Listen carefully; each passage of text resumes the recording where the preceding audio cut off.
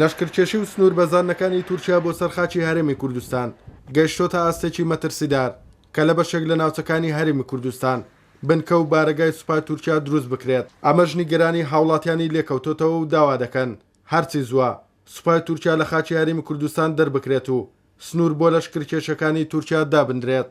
پێویستە هاوڵاتیانی کوردستان بەگشتی هەست بەو مەترسیە گەورەی بکەن کە پێشەلکردنی خاکی هەرێمی کوردستان مەترسیدارە بۆ ئایندەی کوردستان و داوا لە حکوومەتی عراقیش دەکەین داوا لە حکوومەتی عراق دەکەن کە سنوورێک بۆ پێشێلکاریانە دامنێ.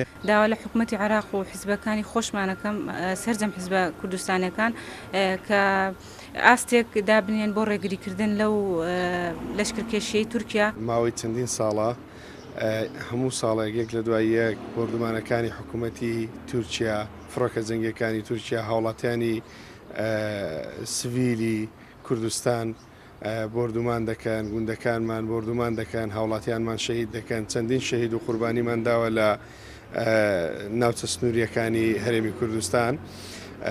پێویستی دەزانم حکوومەتی هەرێم هەموو حیزبولایەنە سیاسیەکان حکوومەتی عێراقیش بێنە سەرخەت ڕێگری لەوە بکەن کە چیتر مەجای ئەوە نەدەن حکوومەتی تورکیا ئەو دەست درێژیانە بکاتە سەر هەرێمی کوردستان و سنوورەکانمان بەزێنێت و هاوڵاتیانمان هاوڵاتیانی سڤیل شەهید بکات. مامۆستایەکی زانکۆ دەڵێت حکوومەتی عراق نەیتوانیوە پارێزەری ڕاستەقینەی سنوورەکانی بێت هەر کاتێکیش حکوومەتێکی بەهێز لە عراقدا بوونی هەبوو ئەو کات دەتواندرێت سەروەری خاچی عراق بە هەرێمی کوردستانیشەوە بپارێزرێت. کە لە نەبوونی حکوومەتێکی بەهێز و حکومڕانیەکی بەهێز لە عێراقدا بەهۆی جیاوازی و بوونی پێکاتە و نەتەوەی جیاواز لە عێراقدا نەبوونی ڕۆشنبیریە کە بتوانێت عێراقێکی بەهێز دروستکای وای کردووە کە نەتوانێت بەرگری لە سەروەری و سیادە و سنوورەکانی خۆی بکات. هەر کاتێک ئەو هۆکارانەی بوونەتە هۆی سەرهەڵدانی ئەو کێشە و داگیرکاریە ڕاستەوخۆ چارەسەرەکە دروست دەبێت ئەویش بە دروستبوونی حکوومەتێکی بەهێز لە عێراق واتە دەسەڵاتێکی بەهێز کە حکومڕانی عێراقکە بتوانێت دیفاع لە